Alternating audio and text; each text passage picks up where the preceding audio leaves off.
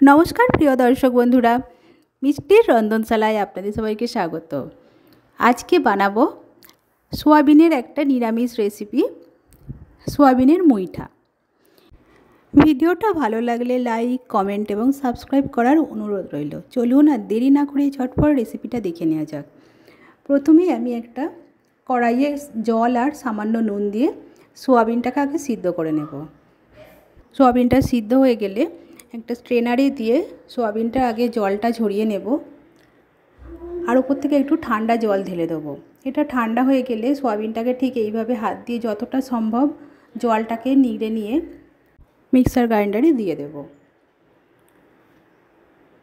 সোয়াবিনে যেন একদমই জল না থাকে। তারপর ঠিক এইভাবে এটাকে একটা পেস্ট বানিয়ে নেব। খুব বেশি মিহি করার দরকার নেই, একটুখানি কচা কচা থাকলে ভালো লাগবে। সবটা আমার পেস্ট করা হয়ে গেছে। তারপর আমি এখানে দিয়ে দিলাম 2 টেবিল চামচ বেসন। বাইন্ডিংয়ের জন্য বেসনটা দিতে হবে। এবার যদি এখানে জলটা আপনাদের বেশি থাকে তাহলে সেই অনুযায়ী বেসনটা দেবেন। তারপর এখানে দিয়ে দিলাম সামান্য পরিমাণে জিরে গুঁড়ো, ধনে গুঁড়ো, গরম মশলা গুঁড়ো, হলুদ গুঁড়ো, একটু কাশ্মীরি লঙ্কার গুঁড়ো, পরিমাণ মতো নুন আর হাফ চামচ পরিমাণে চিনি, আর দিয়ে দেব আদা আর কাঁচা লঙ্কা বাটা। সব কিছু দিয়ে একসাথে এটাকে হাত দিয়ে ভালোভাবে মেখে নেব। মাখা হয়ে গেছে। তারপর এটাকে হাত দিয়ে এইভাবে চেপে চেপে ঠিক মুঠো মুঠো করে মুইঠার আকারে গড়ে নেব।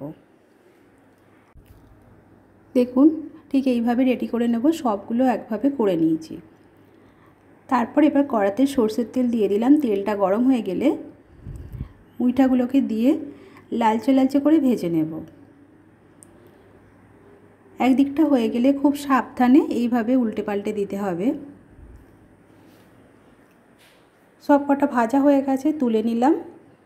বাকিগুলোও ঠিক একইভাবে ভেজে নেব।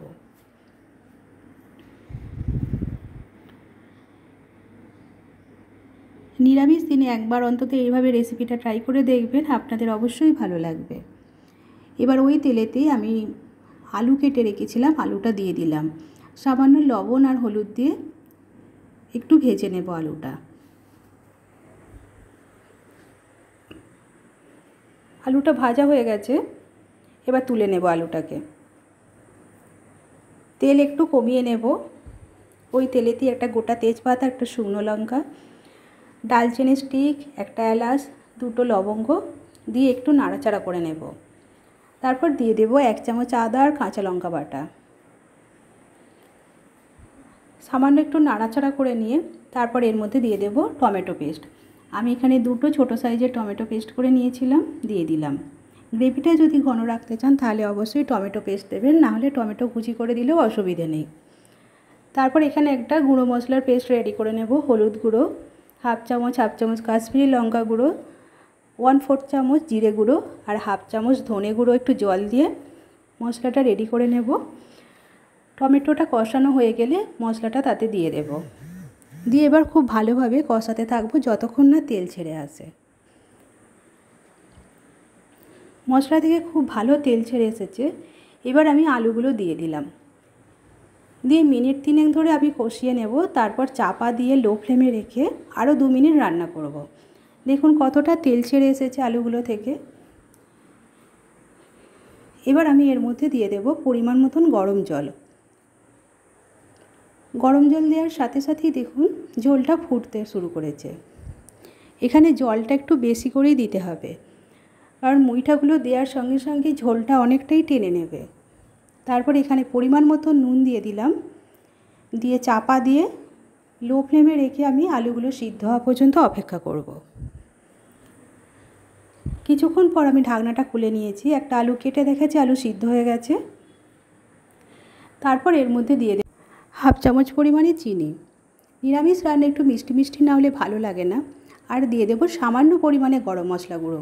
দিয়ে একটু ভালোভাবে নাড়াচাড়া করে মুইঠাগুলো এর মধ্যে দিয়ে দেব। মুইঠাগুলো দেওয়ার পর আর নাড়াচাড়া করব না।